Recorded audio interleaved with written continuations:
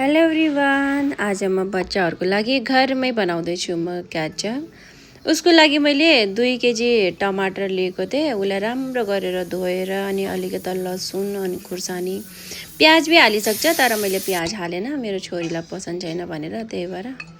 त्यहाँबाट यसलाई मजासँग सिटी लगाइदिएको थिएँ, राम्रो गरेर पाकेको थियो। त गोल टमाटर हो कि यो, अनि यसमा एकदम पानी निक्लेको कि फेरि, अनि पाकी त सक्यो त राम्रो गरेर लसुन भी राम्रो गरेर पाकेको, तर एकदम पानी निक्लेको।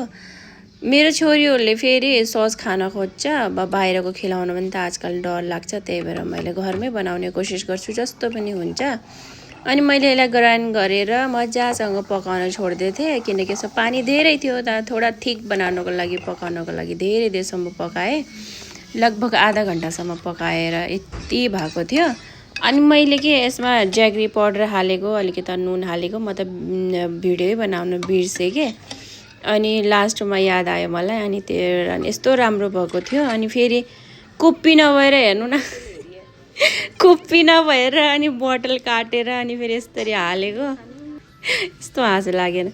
अनि फेरि एक बोतल फुल भएर अनि सानो बोतल भात भएको थियो। अनि यस्तो मिठो भएको, साँच्चै यस्तो मिठो भएको थियो कि यसमा चटपटा भएको थियो। मेरो फेरि 2टै छोरीले अलिअलि खुर्सानी खान्छ। आफ्नो नानी बाबुहरूलाई नि घरमा यस्तै बनाएर खिलाउनु, बाहिरको ससहरू नखिलाउनु, के घरमै बनाउने कोसिस गर्नु। अनि यसमा एप्पल साइडर भिनेगर हालेर राखेर मजासँग मोलेर बोतलमा हालिदिनु होला, खराब पनि हुँदैन। जति महिना